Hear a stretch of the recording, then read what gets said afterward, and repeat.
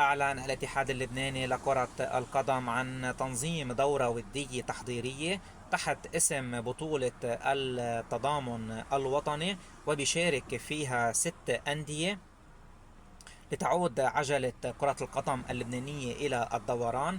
6 أندية مقسمين إلى مجموعتين، المجموعة الأولى بتضم أندية الأنصار، العهد والصفاء، والمجموعة الثانية تضم أندية النجمة، جوية، والحكمة. الأول من كل مجموعة بيتأهل إلى النهائي يلي سيقام ب 21 أيار المقبل. البطولة ستقام بين 12 أيار و 21 أيار.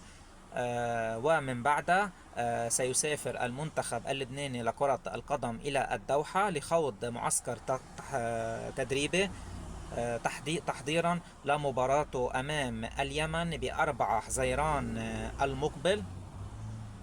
ويكفي منتخب لبنان التعادل بهيدي المباراة ليتأهل إلى أمجد الكؤوس الآسيوية، كأس آسيا السعودية 2027.